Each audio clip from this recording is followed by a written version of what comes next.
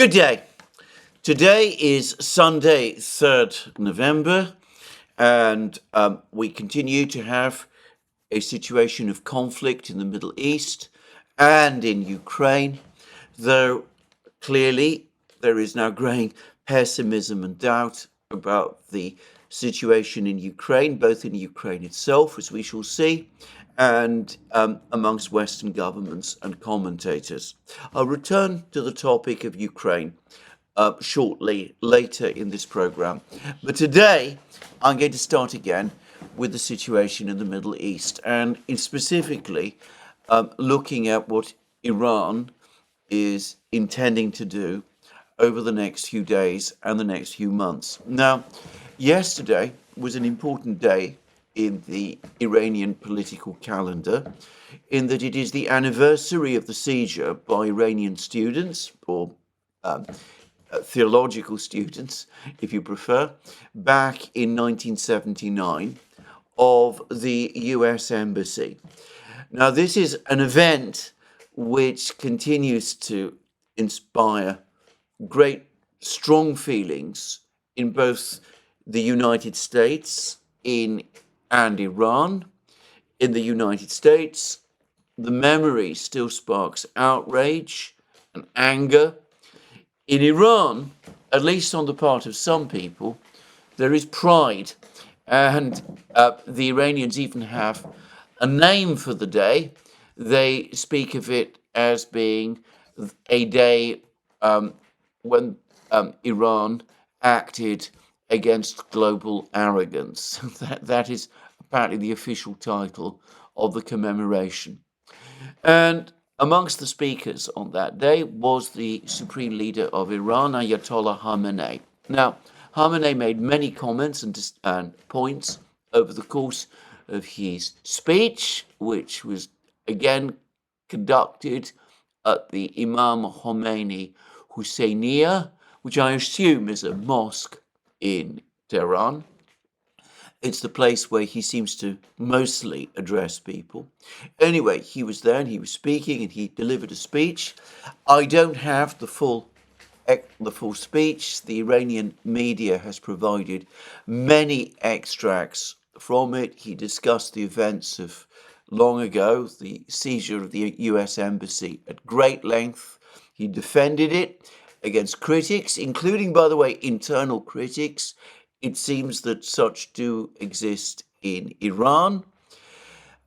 And he again promised that Israel would receive a crushing response from Iran in response, presumably, to its attack on Iran on the 26th of October. Now, in most other respects, Khamenei's words, as far as I can gauge them, were historical, as I said, looking back into the past, trying to draw parallels between the past and today, going out of his way to make clear that the difficult relations between Iran and the United States were not caused by the seizure of the embassy, but from an Iranian point of view, by the role that the United States played in the coup in 1953, which overthrew the democratically elected Prime Minister of Iran, Mohammad Mossadegh, all those decades ago. That, as far as Khamenei and the Iranian government is concerned, is the real point of departure in relations between the United States and Iran. So he just said that there was going to be a crushing response against Israel, but he didn't say much more.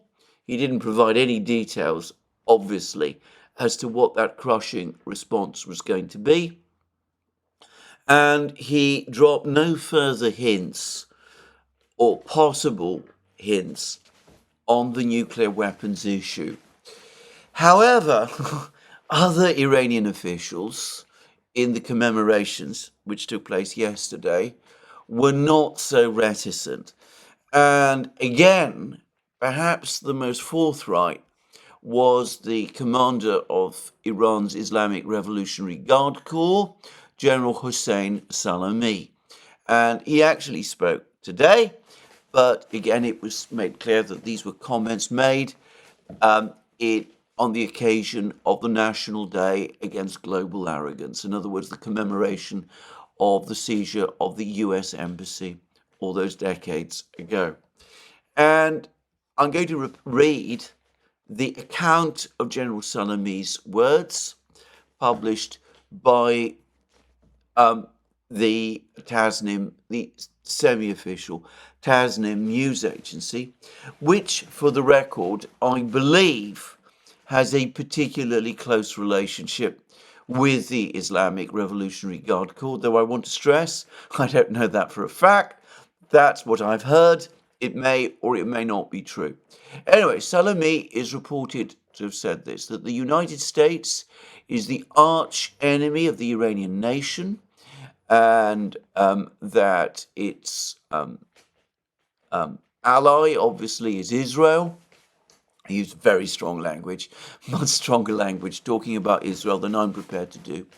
And he then went on to say that the Islamic resistance forces in the region, notice he's talking about the Islamic resistance forces, not just as Iran itself, would give a crushing response to what he referred to as the front of evil. So the Americans sometimes talk about an axis of evil. The Iranians sometimes talk about a front of evil.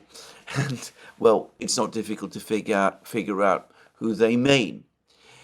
But then he went on to say this, and again, I want to stress I'm quoting from the Tasnim news agency. In this course, General Salami added, the resistance front and Islamic Iran will equip themselves with whatever is necessary to confront and overcome the enemy. Now, that might just be rhetoric, but again, in light of all the other words that we've heard from the Iranians over the last few days, the words, whatever is necessary to confront and overcome the enemy, that Iran would equip themselves, the Iranians and their allies would equip themselves with whatever is necessary to confront and overcome the enemy. I find that rhetoric, to be frank, consistent with the words that Ayatollah Khamenei has used and which have been used by other Iranian officials, including General Salami, since then. So let me stress, these are all hints. Nobody has straightforwardly come forward in Iran and said that Iran is restarting its nuclear program. But we're being given very, very heavy hints indeed that that is what the Iranians are at least debating doing amongst themselves. Mr. Dr. Kharazi, the advisor to Ayatollah Khamenei, made that explicit in his interview with Al-Mayadeen, which I discussed yesterday. And now we see the head of the Islamic Revolutionary Guard Corps of Iran, and he's talking about Iran equipping itself with whatever is necessary to confront and overcome the enemy. So I suspect that a final decision has not been made, and perhaps it won't be made, but the Iranians are dropping now very, very heavy hints that the decision is on a knife edge and that Iran might make a decision if trends in the Middle East continue as they are to go all the way and to restart its nuclear weapons program up to the point when it finally acquires a nuclear weapons capability. Now, that might be a bluff. It might be intended to foster uncertainty on the part of Iran's adversaries in the United States, in Israel, and following on Dr. Kharazi's words from yesterday about Iran extending the range of its missiles so that they could take in Europe. It might be a hint to the Europeans intended to create uncertainty and doubt and fear amongst the Europeans as well. But to repeat once again, I don't think one can just dismiss these comments. I think one does need to take comments like this extremely seriously in the light of what has been happening in the Middle East over the last year. So that's the Iranian side. Now, there's also been reports in the Israeli media, specifically the Times of Israel, that the United States has warned Iran that if Iran were to launch a follow-up attack on Israel, then Iran should not expect the United States to try to restrain the Israelis in the same way that the United States did prior to the attack that Israel conducted against Iran on October 26th. And this warning should also be taken seriously. And by the way, I noticed that the Russian media was reporting this American warning, and I'm confident that such a warning was indeed given, by the way. The Russians were reporting it, and for a short time yesterday, it was the lead story carried by the Russian TASS news agency, which suggests to me, by the way, that the Russians are busy trying to persuade the Iranians to slow down and not to press forward with a further attack on Israel, something which would be completely consistent, by the way, with Russian foreign policy, which I discussed in detail a couple of days ago. So there we are at a knife edge. Now, in the meantime, I saw an article in the Daily Telegraph which made various further claims about the effectiveness of the Israeli strike on the 26th of October. It too repeated that many radar stations in Iran had been destroyed. It also claimed that F-35 fighters did indeed penetrate Iranian airspace, something which the Iranians are categorically denying. And it also said that the four facilities, the four locations where S-300 missiles, Russian S-300 missiles, are located in Iran were also attacked, and that all of the S-300 missiles that Iran possesses were destroyed. So that would suggest a very successful attack indeed.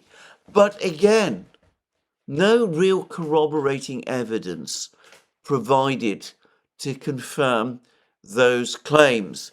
The only evidence that the Daily Telegraph referred to was evidence from a geospatial specialist in the United States, somebody, in other words, who analyzes satellite photos, including classified satellite photos. And this person did indeed talk about the fact that he had seen damage in Iran, but from what I could tell from the comments that he was making, his claims about the actual damage that the Iranians had suffered based on the satellite data that he had seen appeared to me to fall far short of these claims that the Daily Telegraph is making. I mean, he appeared to talk about one radar station being destroyed, I believe, south of Tehran, and about damage to one other facility, not to S-300 launchers and their associated radar vehicles and all of that being destroyed en masse across Iran. Now, let me stress again what I have said before. I do not know for certain what the truth in these claims and counterclaims is. I don't think that anybody outside the government bureaucracies who has the opportunity to look at the satellite photos and to get privileged access to the damage assessments, the ones prepared both in Israel and Iran, I don't think that anybody outside that relatively small circle of people knows for sure. But I would just say again that when the Iranian strike on Israel was conducted, we did get quite a lot of satellite photos eventually, which did appear to show extensive damage, or at least extensive missile strikes upon the Israeli Nevatim base, the one in the Negev desert, where up to 36 Iranian missiles, the British media told us, appeared to have struck the base in various places. Anyway, we did get a certain amount of intelligence and satellite data following that strike, and we've not received anything comparable after the Israeli strike on Iran. And I do think it is legitimate to ask why, if the Israeli strike was successful, is this information being withheld from us? There may be very good reasons, but I don't know what those reasons are. Having said that, I ought to also say that I've had from a very, very good source a lengthy explanation of how stealth aircraft are, how they work, and how they might have been used in a possible strike like the one we've just had against Iran. And this person, this source, who, as I said, is very well informed, went on to discuss the Iranian air defense system. Now, another person, another member of the Duran community, gave me a very, very detailed description of the Iranian air defense system some time ago, and some of the information that person has given was also, it seemed to me, borne out by some of the pictures, some of the film that we saw, especially from Tehran. But this other person makes a number of, I think, probably quite valid points.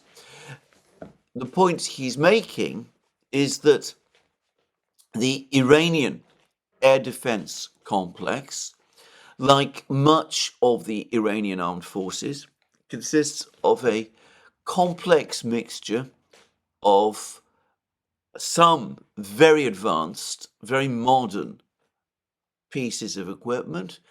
If we're talking about air defense equipment, for example, supplied by Russia, which, however, has to operate alongside a large amount of equipment, other equipment, which is much, much older, some of it dating back to the 1950s. And in fact, we saw that. We've actually seen a case of that, because one of the targets that we know the Israelis attacked, and of which we have satellite photos, is a base in Iran which appears to have been equipped with American Hawk air defense missiles, which must logically date from the time of the Shah of Iran.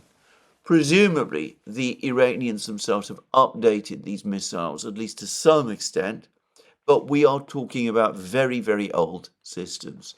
And if we go back to another recent event with which we're all familiar, and that is the events that led to the death of Iran's previous president, Ebrahim Raisi. He died back in the spring when he was flying back to Iran from a summit meeting in Azerbaijan in an ancient Bell helicopter dating back to the 1970s. also imported during the era of the Shah of Iran. So we do have this strange mixture in Iran of very modern equipment operating alongside some very ancient, even archaic systems. And by the way, we see this throughout the Iranian armed forces. Some of the equipment that the Iranians use does seem to be pretty much state of the art. Other equipment is not.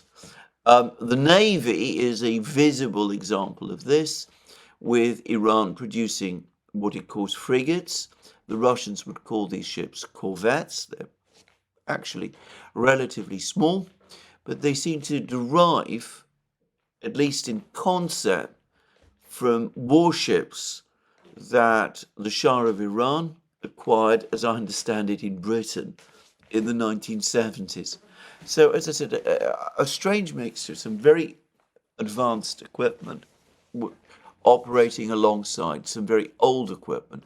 All of it a product, by the way, of the long decades of embargo and isolation imposed on Iran, not just by the Western powers, but by other countries as well, including, of course, Russia, just to say.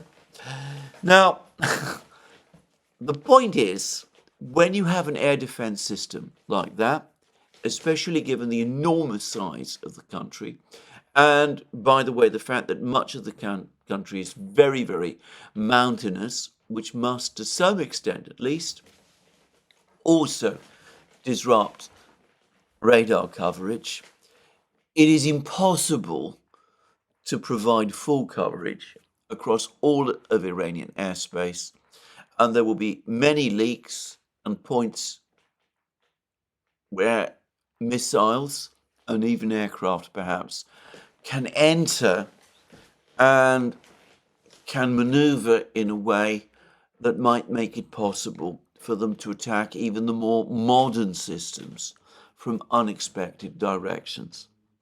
So, anyway, that was the information I was given. Let me repeat again, this is not actually an assessment of what actually happened in the missile strike, the Israeli missile strike of the 26th of October.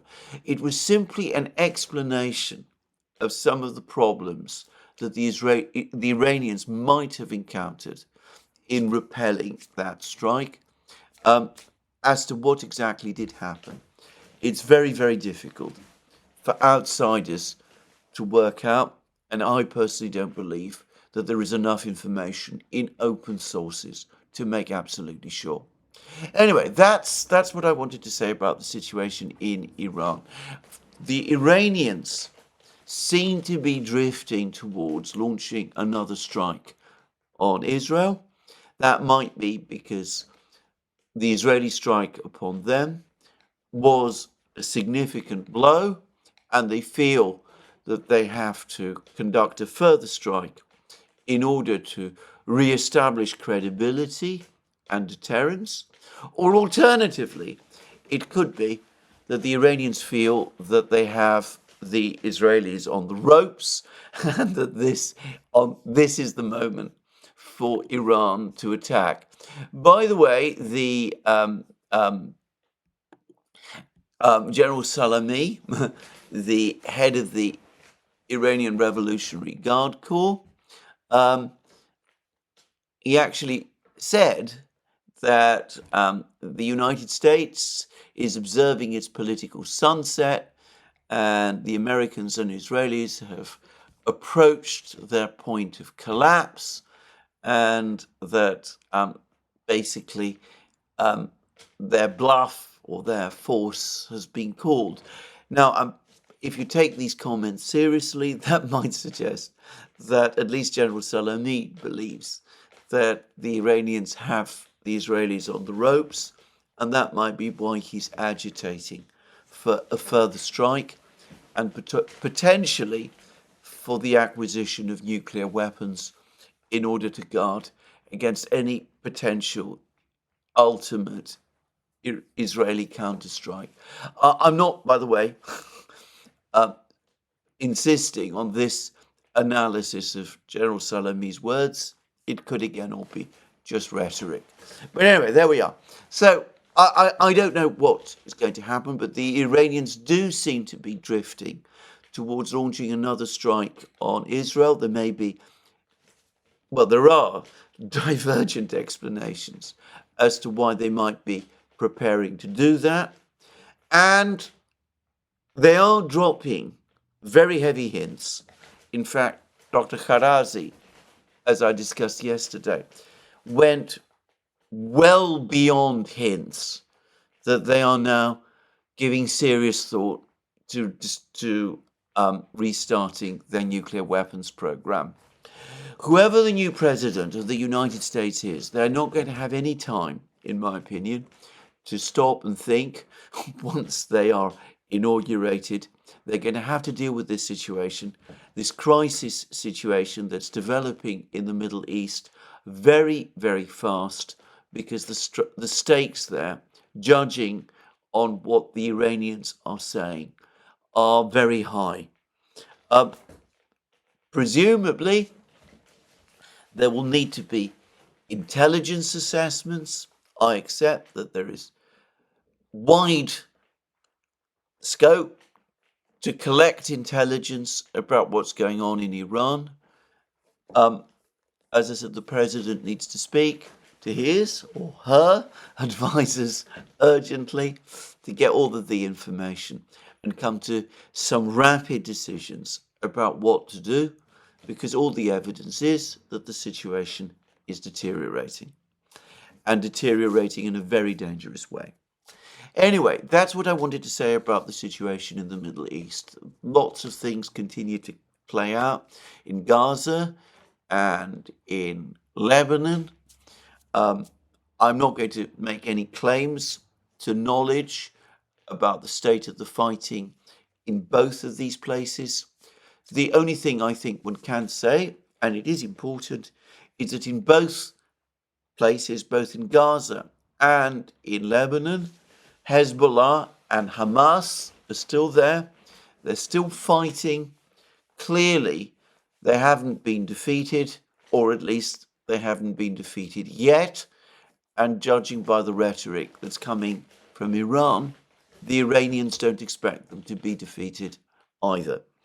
Now, let's turn now to that other major conflict, which is the conflict in Ukraine. Now, yesterday I discussed at length the article that has just appeared in the New York Times, the one that finally acknowledges that the war is not in stalemate after all, that the Russians are continuing to advance, that the Ukrainians continue to be ground down, that the Ukrainians continue to lose territory, that their forces are depleting fast, and that, according to the Pentagon, on the present basis, the Ukrainians may have 6 to 12 months of fighting still left in them.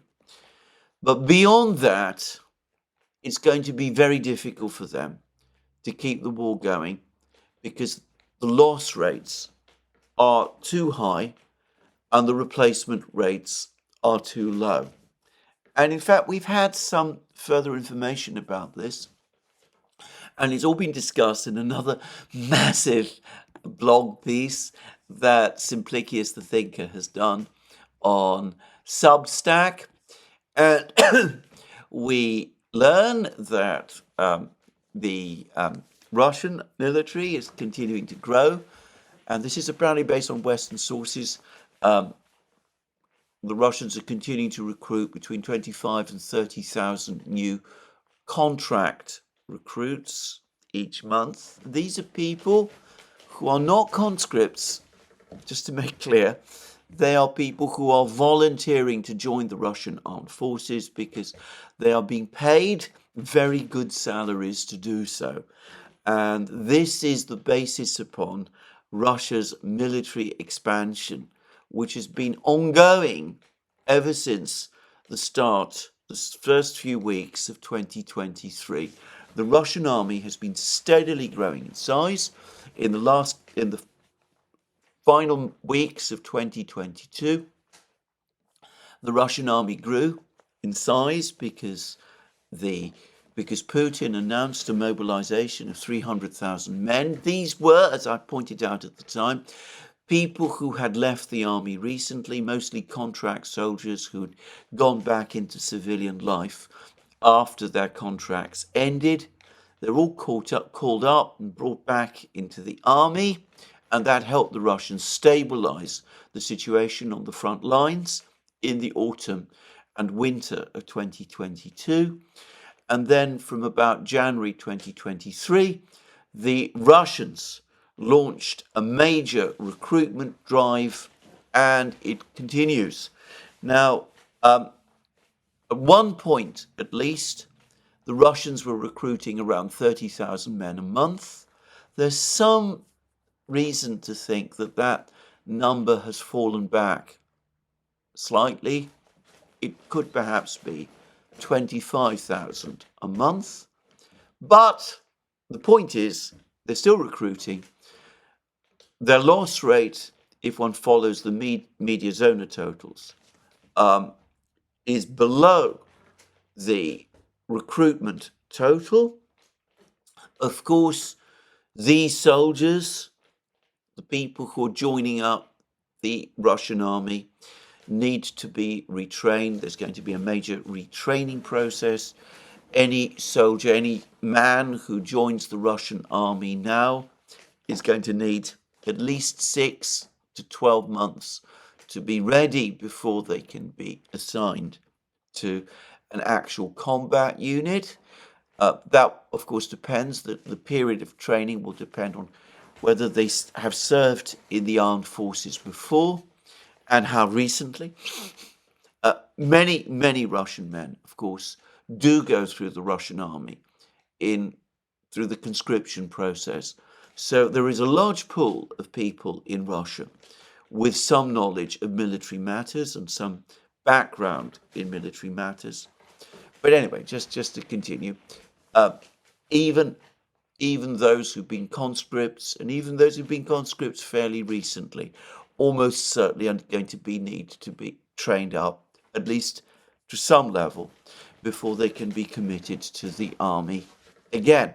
But the point is that the Russian army is growing, and it is continuing to grow, and the Kiel Institute, contradicting what the New York Times is telling us, tells us that the Russians are not only maintaining current rates of production in tank and armored vehicle and other weapons systems, but that they are producing more than they are expending in the war, and that this is giving them the opportunity to build up their forces. And in fact, there is a report touched on by Simplicius the Thinker that the Russians are indeed planning some major offensive in Zaporozhye region, presumably after Pokrovsk falls, on the way to Zaporozhye, the city of Zaporozhye, and Donbass is open, and the equivalent of 8 brigades, perhaps 30,000 additional men, are being trained to that end in order to conduct that offensive, which will presumably be launched sometime in the next couple of months. Simplicius the Thinker thinks it could be in the winter, during the period when the ground hardens as a result of the frosts. So anyway, the Russians growing in size, but the Ukrainians, by contrast, facing many more problems.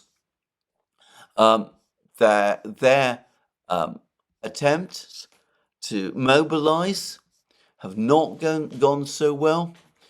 In the weeks after the mobilization law was passed in Ukraine in May, reducing the conscription age to 25. Well, in the immediate weeks after, there was an uptick in the number of men who Ukraine recruited, but now apparently the totals have fallen back radically, maybe to as little as 15,000 a month. And Simplikis the Thinker references a Ukrainian officer who says that Ukraine is not able to replace losses, that losses, and by those he means dead and seriously wounded, are running at least 1.5 times more than replacements. And we've also seen that the replacements are not equal to the men who served before, and many of whom are now either wounded or dead.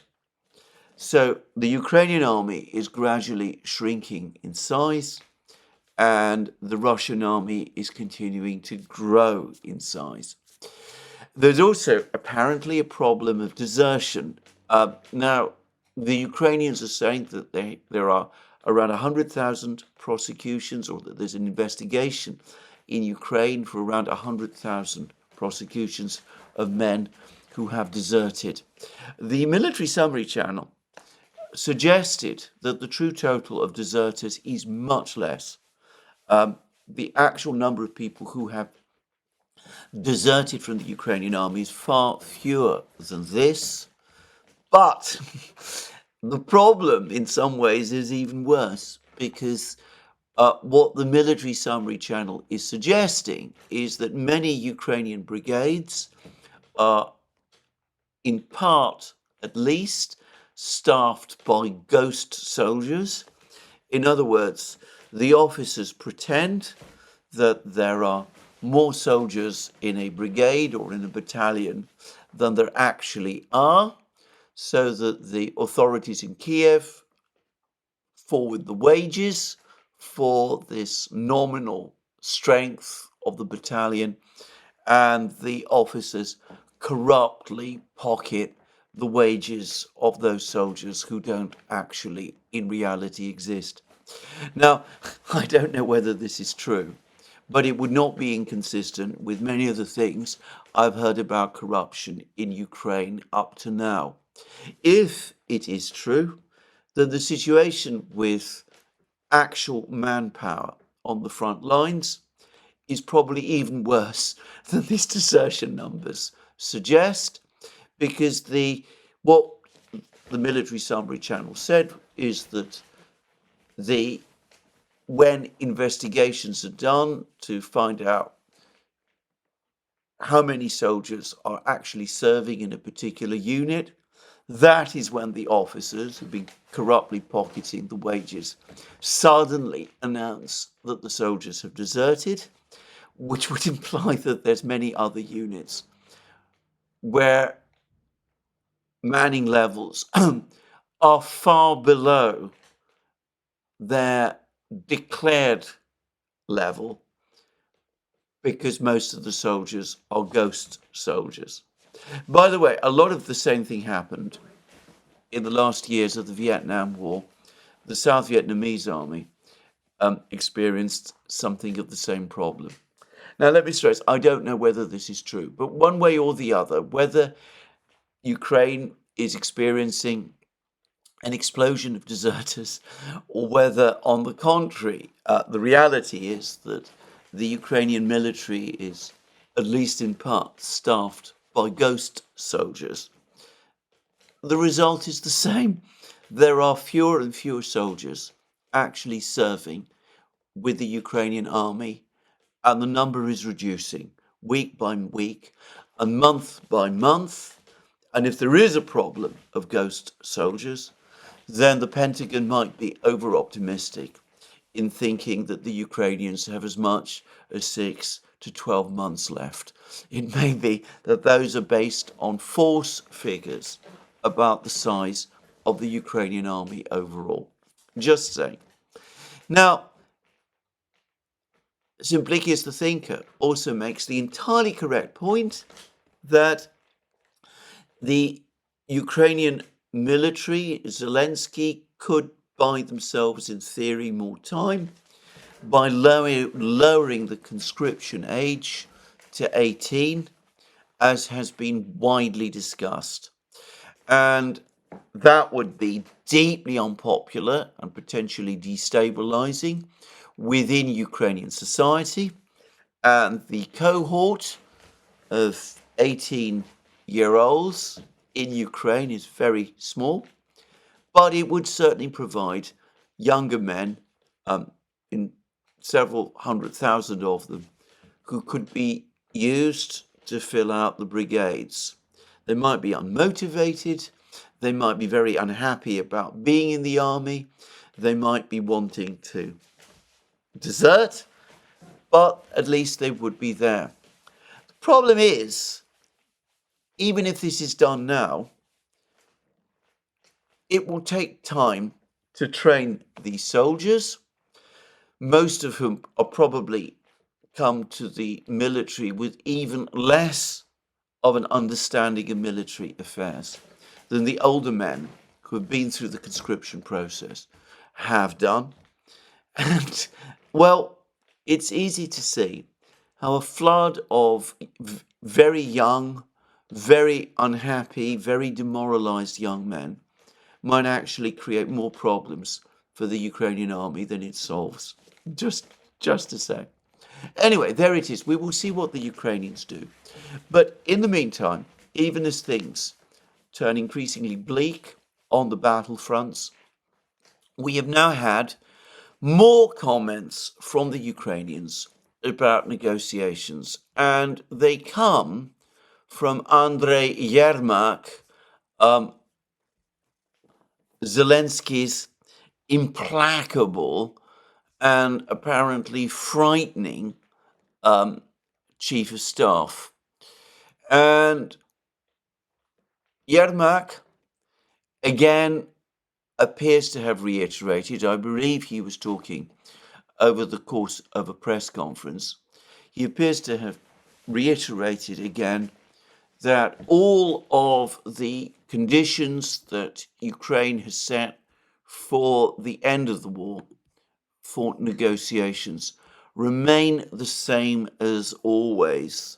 Full and unconditional, this is a quote, full and unconditional withdrawal of Russian troops from the entire territory of Ukraine, cancellation of illegal annexations, demilitarization and deoccupation of the Zaporozhye nuclear power plant, restoration of freedom of movement. And this was all apparently said to a Latvian news outlet. And then he did go on to say that once the Russians had fulfilled all of those conditions, well, then Ukraine might be willing to talk. That, of course, is simply a repetition of Ukraine's long-standing position of Zelensky's peace plan. We see that, publicly at least, despite all of the claims about negotiations, about discussions, the Ukrainian government always comes back to it. It never really wants to shift from it. Now, there are reports in the German media, specifically in Die Welt, in fact, that negotiations, the talks between the Ukrainians and the Russians are in fact actually underway. There was a long piece about how the Russians and the Ukrainians are meeting. Actually, it was decided, it was not developed. The Russians and the Ukrainians are meeting in all sorts of places. It's partly about prisoner exchanges. The Russians are complaining that the last attempt to organize a prisoner exchange between Russia and Ukraine was torpedoed by the Ukrainians themselves. This is what the Russian Foreign Ministry spokesman was saying late yesterday.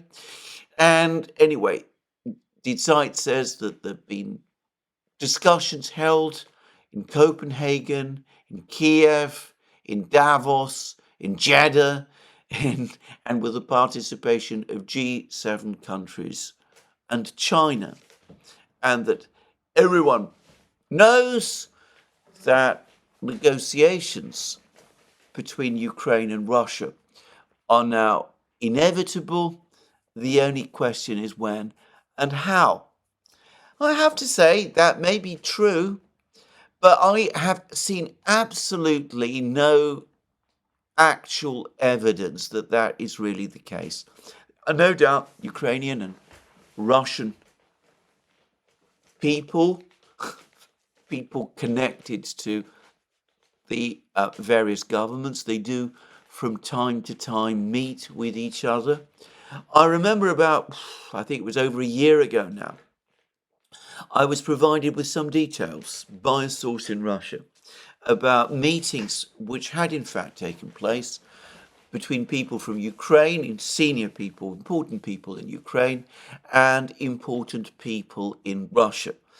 These were mostly business people, as I remember, and they did have occasional meetings, and the Ukrainians were looking to see, it was mainly the Ukrainians who were taking the initiative, were looking to see whether the Russians were prepared to water down their demands, and the Russians always came back and said, no, they weren't. And all of those contacts proved unsuccessful.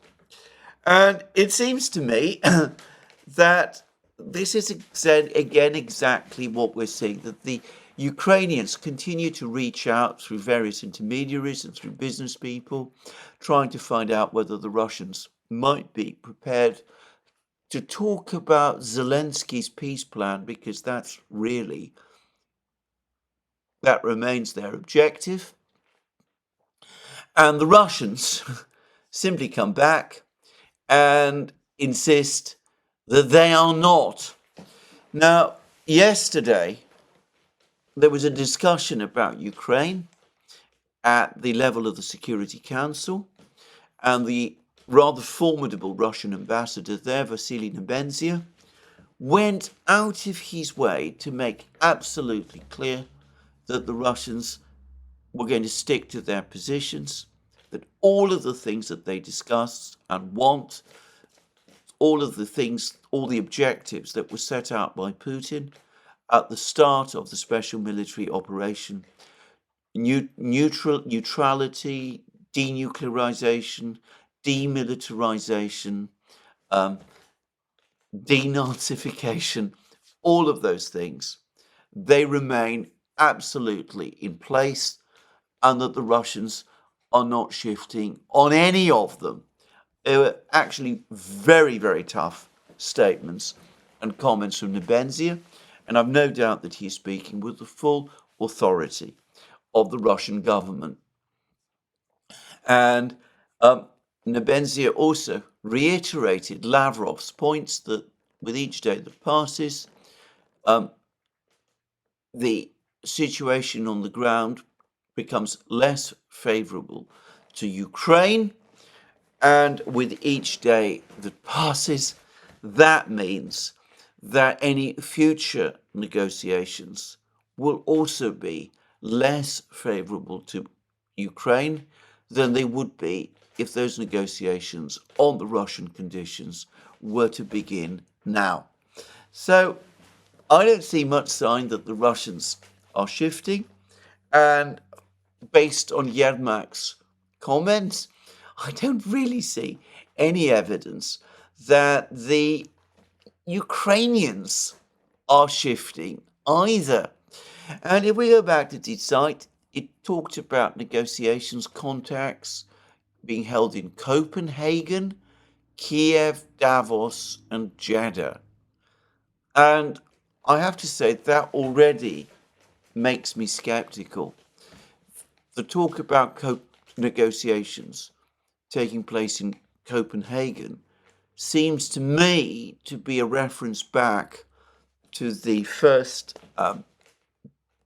dialogue that took place in Copenhagen in August 2023, organized mostly by the United States, trying to draw countries from the global south into discussions with a view to increasing diplomatic pressure on the Russians. In fact, for a time, we were hearing an awful lot about the Copenhagen process, a process which the Russians, of course, categorically rejected, and which in the end came to nothing. And then I can't imagine that there's any real negotiations taking place in Kiev between the Russians and the Ukrainians. The reference to Davos seems to be a reference to the latest peace conference, which took place in Switzerland some months ago. And Jeddah, city in Saudi Arabia, looks like it's mentioned because it's another possible venue for a future peace conference. And I seem to remember that there was also some discussions. One of the meetings in the Copenhagen process took place in Jeddah. But as I said, there's been no substantive discussions of any sort between the Russians and the Ukrainians there. So I think that this article in Die Zeit should be taken very, very carefully. It doesn't seem to me as if it's really telling us anything about negotiations. My understanding of this, is that to the extent that talks are taking place, they are basically talks not between the Ukrainians and the Russians, certainly not at any official level, but simply talks either between business people or between officials of other countries. The bridge between the gap between the two sides remains enormous, and there doesn't seem to be any willingness to bridge it. So just saying. And I think that is the reality. I think, as I said, talk of negotiations is misplaced. And if we come back to the Russians, why would they want to negotiate at this time anyway? Now, there's been some discussion about why the Russians have not yet launched any more missile strikes, big missile strikes on Ukraine. The last big one that they launched was at the very end of August. It's often the case, as I've said, that the Russians carry out a major missile offensive over several months. Then they usually stop for about 3 months in order to build up their stockpiles, and then the missile offensive is renewed. But in the meantime, drone attacks are taking place right across Ukraine. The various drones, the Uranium-2 drones, have been developed, have achieved entirely new levels of sophistication. And as was discussed in the New York Times, we have seen a huge increase in the number of drones that the Russians are launching against Ukraine every month, these Uranium-2 drones. The number has increased from around 300 in the early summer to about 1,300 now. So the number of these drones is multiplying as the factory that makes them in Kazan moves into an ever higher gear. So the drones are getting more sophisticated, and there are many, many more of them. And this is putting the Ukrainians in an impossible position, because do they expend expensive ammunition trying to shoot down these drones, which are very, very cheap for the Russians to produce, or do they decline to do so, try to conserve ammunition, particularly expensive air defense interceptors, allowing the drones to darken the skies over Ukraine, especially at night, and to go on inflicting every day more and more damage. And it's clear that the Ukrainian air defenses are now heavily depleted anyway. A satellite picture emerged a few days ago, which shows the layout of Patriot air defense systems at the Zhulaini air base near Kiev. As many as 10 launchers could be seen there, along with craters, by the way, which confirmed that there have been successful strikes, presumably by Russian hypersonic missiles on this airbase, and presumably destruction of Patriot launchers there. But anyway, the Ukrainians appear to have concentrated many of their remaining Patriot launchers to this particular base close to Kiev. But the Patriots are not being used to shoot down the drones, which are now able to roam across the night skies of Kiev practically at will. This film that has appeared showing this. And of course, it's understandable that the Ukrainians would do that. But it means that every single day, the Russians are able to hit targets in Kiev. Now, a couple of days ago, by the way, a couple of weeks ago, rather, I got information from an eyewitness who has been to Kiev. This information, I should say, was given to me by a third party, but I completely trust the third party, and I know who the source is, and I'm able to confirm the reliability of that source. The source has certainly been in Kiev. Anyway, the source was describing a disastrous situation, air defense situation in Kiev, with missiles and drones hitting the city every night without any real sign that the air defense systems are working anymore. And of course, the Russians do conduct strikes from time to time. In fact, they conduct strikes all the time.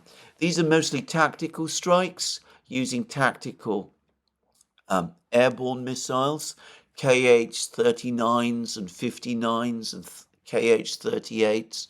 There's been several attacks of that kind on locations in and around Odessa, for example, attacking warehouses. There were reports just yesterday that a warehouse with 25,000 155 millimeter artillery shells for the Ukrainian army had been destroyed. That may be true. It may not be true. I'm not saying it is true. I'm just saying that those are the targets that the Russians appear to be attacking in the Odessa-Nikolaev area. And by the way, on that topic, there's now lots of pictures which have been appearing, which appear to show Russian fifth generation Sukhoi 57 stealth fighter jets regularly operating over the Black Sea and conducting missile and airstrikes on Ukrainian positions in this area. My sense is that as numbers of the Su-57 have grown, the Russians are becoming more willing to operate this, for them, very high-end aircraft in ever more aggressive ways on the battlefronts, and in particular over the area of the Black Sea. Some months ago, as I remember, Andrei Belousov, the Russian defense minister, expressed concern about the presence of Western drones over the Black Sea, and he asked the Russian Defense Ministry to come up with proposals on how to respond to these drones. We've heard very little about these Western drones over the Black Sea. I noticed, by the way, that over the last couple of weeks and months, attacks by ATACMS missiles and Storm Shadows and those kind of weapons on Crimea, on Russian Navy ships in the Black Sea, seem to have essentially ended. I haven't heard any reports for a while about successful Ukrainian attacks on Russian positions using sea drones, the converted, rather the new ship water drones that the Ukrainians were using extensively earlier in the war. I wonder whether one of the Russians have acted on Belarus's instructions, developed their ship and air defenses in the Black Sea area, in Crimea and elsewhere, and whether the mass deployment of Sukhoi 57 fighter jets, I'm not going to try and guess how many are operating in this area, maybe 5, 6, 10, 12, who knows, but whether the presence of the Sukhoi 57s might have something to do with this shift, this change of the situation in Crimea and the Black Sea. Anyway, the Russians do conduct missile strikes across Ukraine.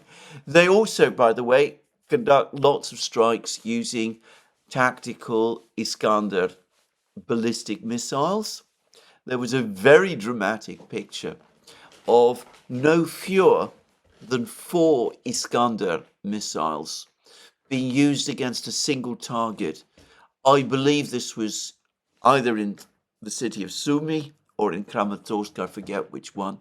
But anyway, it's very, very dramatic pictures to see one of these missiles after the other falling on the same target and conducting massive damage on all of these targets. And elsewhere, of course, the Russians continue to bomb, and they're bombing continuously and all the time. And the FAB bombs continue to be used very heavily right across the battlefronts. And it's clear to me that the Ukrainians have no response to this. Zelensky, for his part, is now involved in a bitter argument with Poland. He's complaining loudly that Poland is not providing Ukraine with any more MiG-29 fighter jets. The fact that he's demanding that Poland hand over its remaining Soviet-era MiG-29 fighter jets suggests to me that the Ukrainians have all but given up on the F-16, that the F-16 affair has failed, and that suggests to me also that the rumors about South Korean pilots being sent to fly the F-16s were untrue, just to say. But anyway, Zelensky's very angry about that. He is very, very angry with the Poles also for the fact that they're still refusing to shoot down Russian missiles over Ukrainian territory.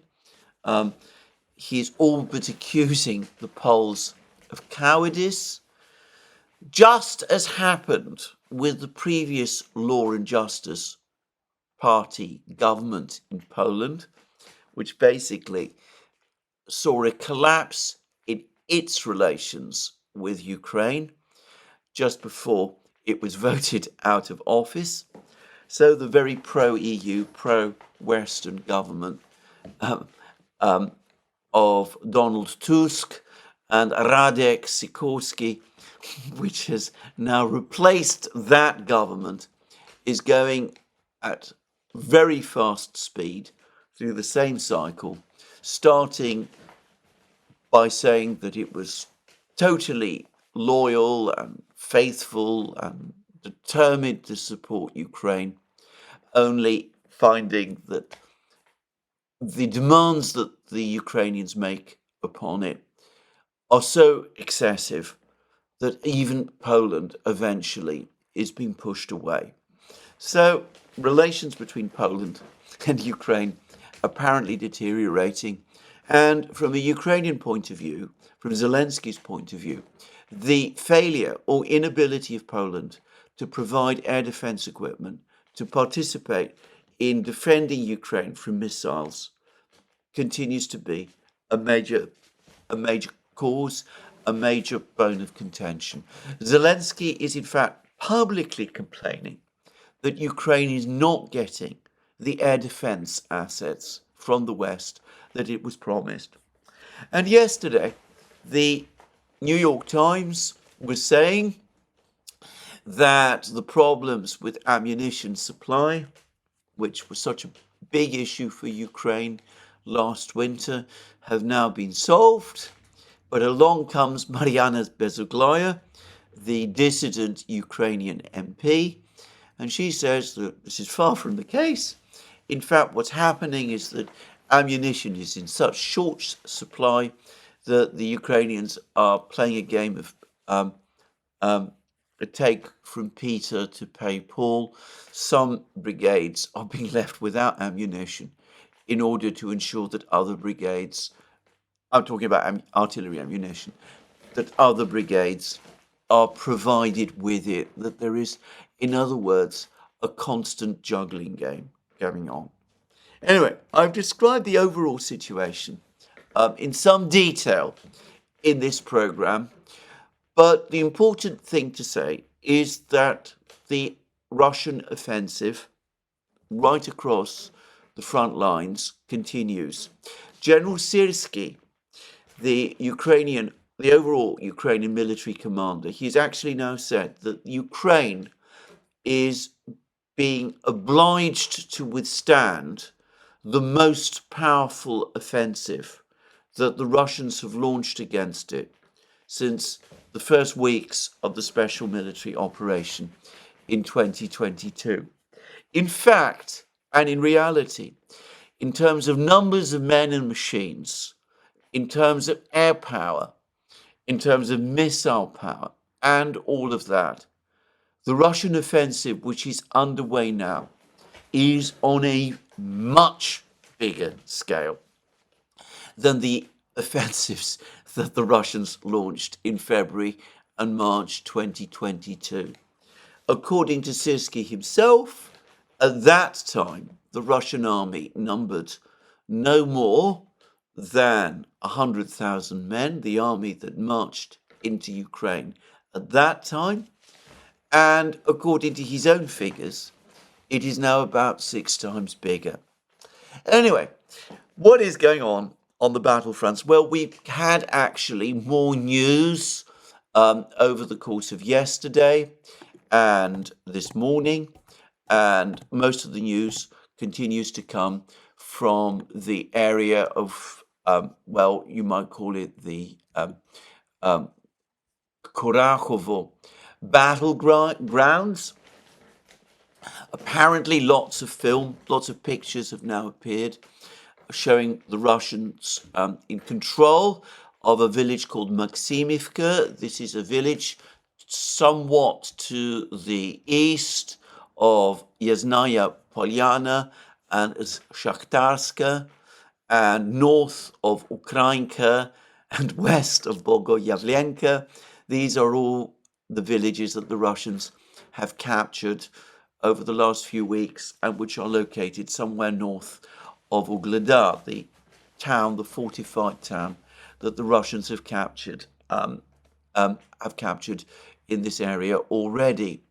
And of course, Maksimivka is located, I'm going to guess, within artillery range of the village of Constantinople, which is said to be the other major Russian objective.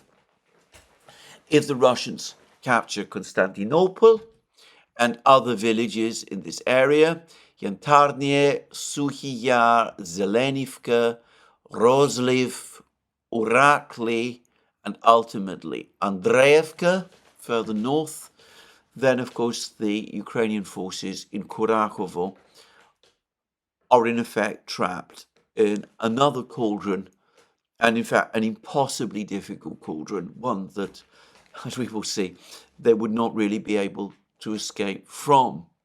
So the Russians clearly pushing steadily towards Constantinople from the south. We're likely to see, it seems to me, Russian attacks on Constantinople and some of these other villages, Uspenivka, Garnivka, and others in this general area over the next couple of days or weeks. It's again an incremental advance by the Russians, but it continues.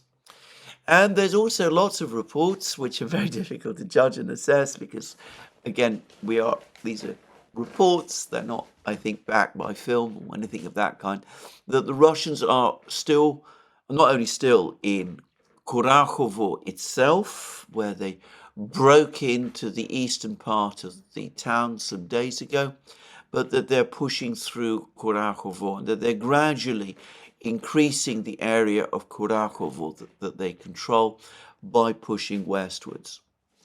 Well, that may be true or it may not be true. I am not definitely in a position to say one way or the other, but I think it could very well be true. And elsewhere, north of the reservoir, the Kurachovo reservoir, on which Kurachovo is itself located, we're getting lots of reports that the Russians are now pushing on. The Russians yesterday announced that they've captured the village of Kurachovka. There's fighting going on in the village of Vovchenka. These are all the villages to the northeast, of the Kurachovo reservoir. There are some reports that the Russians already control Vovchenka. I understand that the Ukrainians are saying that the Russians control around 50% of Vovchenka. There is a small stream or river that passes through this village, or is it a road? I'm not sure which, but that the Ukrainians still control some of Vovchenka west of this road.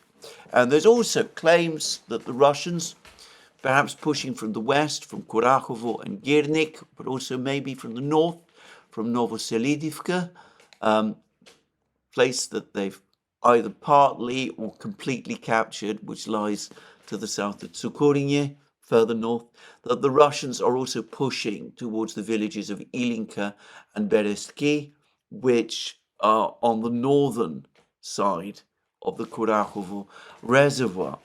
The Russians control the north bank of the Kurachovo reservoir, then obviously it will not be possible for the Ukrainians to withdraw across the reservoir, presumably on boats or ferries or whatever they have there. But it will presumably also be possible for the Russians to establish artillery and mortar positions, long-range mortar positions, on the north of the reservoir and to shell Kurachovo from there. And further north, still in this area, still reports of the Russians fighting in Novodimitrivka. And of course, if they do capture Novodimitrivka, then they are, in theory, able to advance on Andreevka and Constantinople and all of these other places from the northeast as well. So lots of fighting going on in this place. And just to go back to that New York Times article, which was talking about the fact that the Russians haven't captured Pokrovsk. The reason the Russians haven't captured Pokrovsk is because they have made their priority the destruction of the Ukrainian forces in Kurachovo and the capture of Kurachovo and Selidovo and Novogrodivka and Girnik and all of these places, and in fact the capture of the entire territory around the Kurachovo reservoir. And of course, if they do capture all of these places, which they will, then the possibility of a major advance on Pokrovsk on a broad front cutting off the roads and railway lines leading into Pokrovsk from the west and potentially beginning an encirclement operation if the Russians do finally capture villages like Vozhizhenka, east of Pokrovsk, and cross the main road. Well, if all of that starts to happen, then the situation in Pokrovsk will become very dangerous for the Ukrainians as well. And to repeat again, I don't expect in that case the town to be able to withstand the Russians for very long. Just saying. Now, elsewhere, we've also had quite a lot of news over the last couple of days, and there's been a lot of confusion about the situation in Toretsk. There were claims a few weeks ago that the Russians have captured the suburb of Zabalka, rather the micro-district of Zabalka within Toretsk, which would have meant that the Russians were in control of 70% of Toretsk. Then it was claimed that, in fact, the Russians didn't capture Zabalka after all, and that the Ukrainians were still in control. Now we have further information that the Russians do indeed actually control a part of Zabalka. I think what has been happening is that, again, we have street fighting. The Russians have pushed forward. Probably at one point they captured a significant part of Zabalka, perhaps the greater part of it.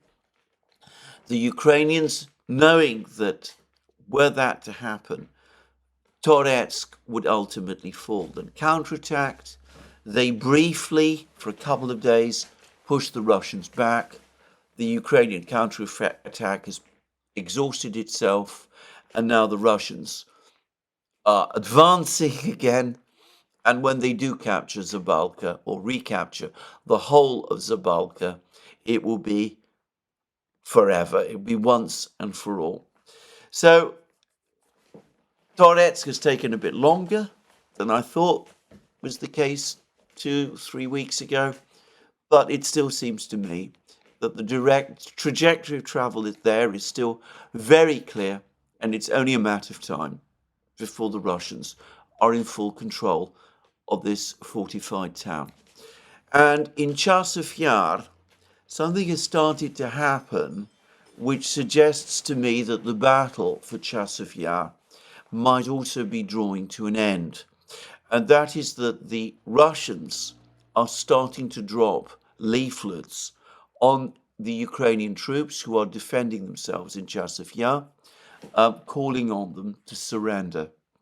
And the Russians tend to do that only in the last weeks of a battle for a town.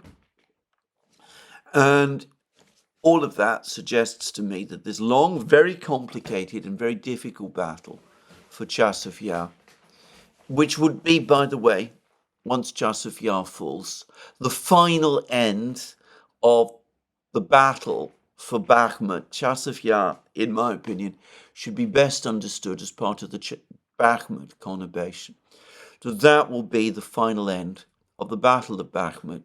And from then, the Russians will be on the high ground.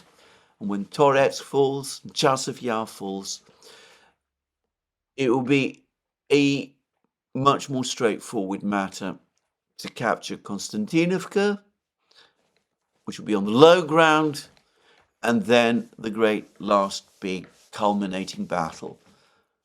The battle for the Slavyansk, Kramatorsk conurbation can begin. Before the Russians do that, they also need, or so it seems to me, to sort out the situation in Seversk. More reports of more Russian advances there. They need to clear the banks of the Oskol and Zherebets rivers and capture perhaps Kupiansk and maybe recapture Izium as well. And here, interestingly, we have, of all places, an article in The Guardian which is telling us that the situation in Kupiansk is becoming difficult. And it is by Luke Harding, a journalist who those of us who follow Russian affairs are very familiar with. He is never someone, I should say, to be slow in saying critical things about the Russians and optimistic things about the Ukrainian situation. But he is describing in The Guardian today what looks like a critical situation in Kupiansk. Inside, we are screaming. This is the title. Kupiansk trembles as Russian forces close in again.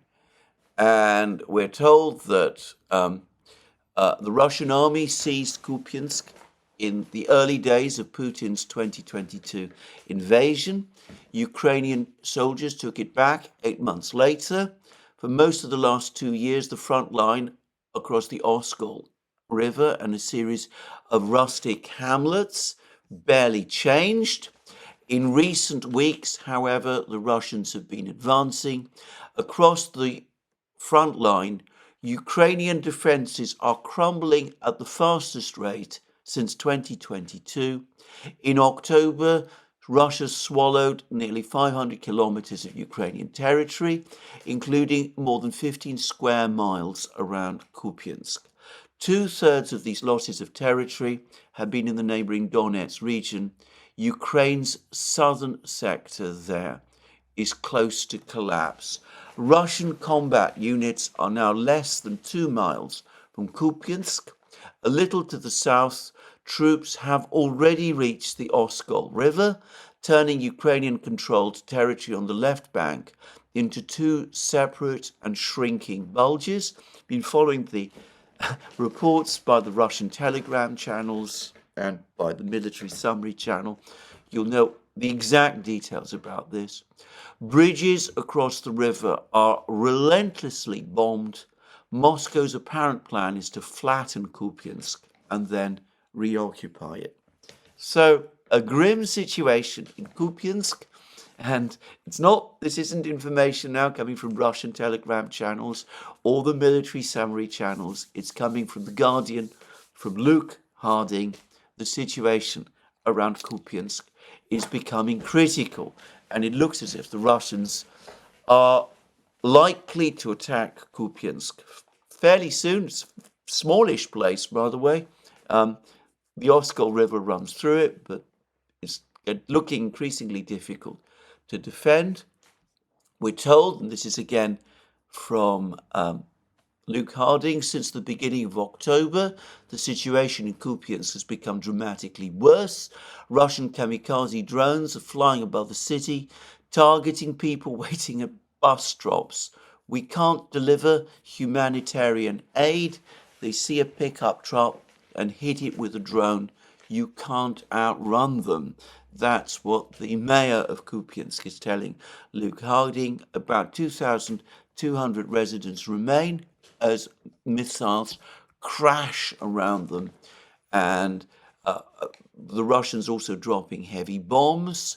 A Fab 1500 bomb recently fell on a civic building next to the mayor's office. Our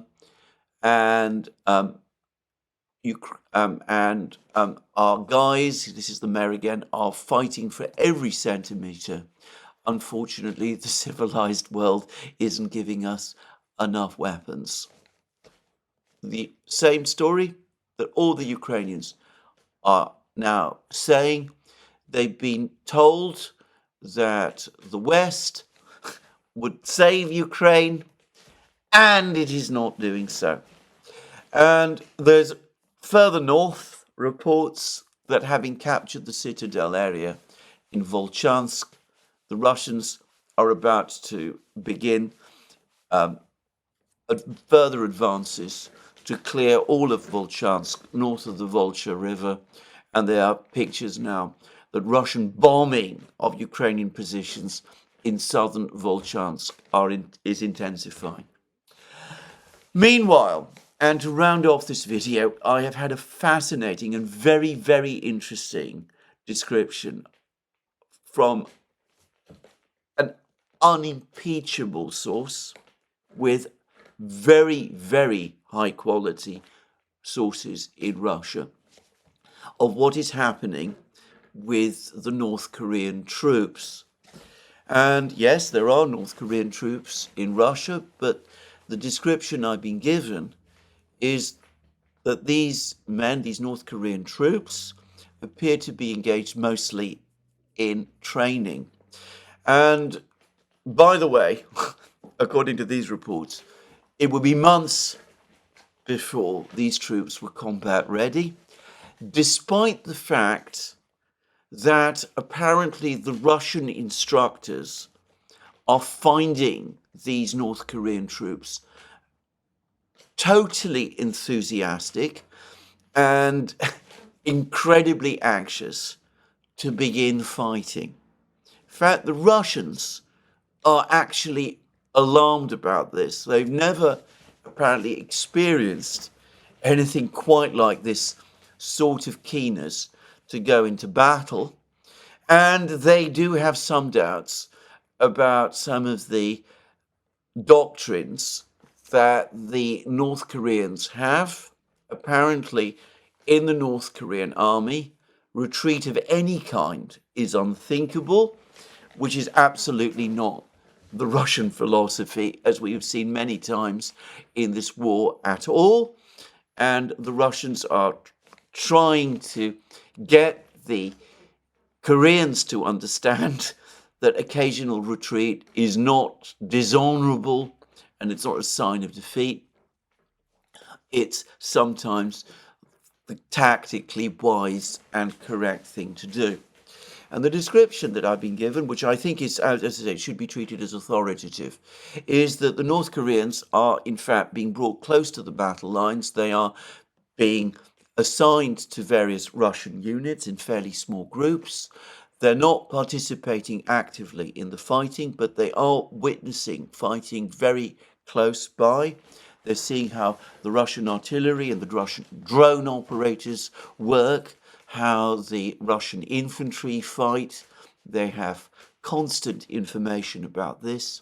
And clearly what is being done, or so it seems to me, is that the Koreans are being educated in war, something which, of course, they haven't had to fight since 1953.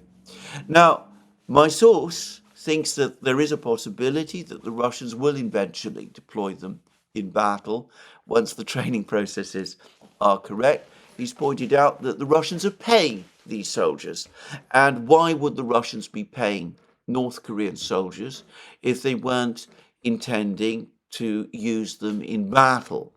But clearly this is a long-standing thing, and it could be that there is some much more complicated agreement between North Korea and Russia, of which the training of the soldiers in experience in war is only a part. And the source also tells me something which I've long suspected, that it is indeed the case that North Korean guest workers are being brought to Russia, that they're starting to work in Russian factories, in foundries, that would suggest steel mills, places like that, in car factories, and that kind of thing.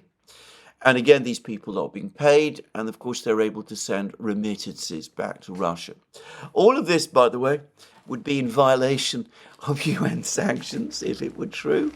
I suspect that it is true, but I don't think the Russians or the North Koreans, or to be frank, the Chinese, who of course will know all about this, are particularly bothered about this. Anyway, Zelensky himself is furious about this. He's very, very angry that the Americans apparently are not responding as to this challenge from the North Koreans as he expected. They're not authorizing attacks on the North Koreans in Russia or anything like that. He is accusing the Americans publicly again of sitting on their hands and doing nothing. He is, as he has repeatedly shown, a very, very demanding ally. One with a colossal sense of entitlement And from his side, nothing for the moment appears to have changed. Well, this is where I do my program today. We're, of course, in the run-up to a certain election that's taking place on Tuesday. There is also another election in Moldova that's underway today, by the way, the second round of the presidential election there. If you follow our channels, you'll be seeing that we have been affected to some extent by these elections. But anyway, there we go. We will carry on and we will continue to discuss the news as we always have. And this is where I finish my program today. Let me remind you once again that you can find all our programs on our various platforms, Locals, Rumble and X. You can support our work via Patreon and Subscribestar and by going to our shop, links under this video.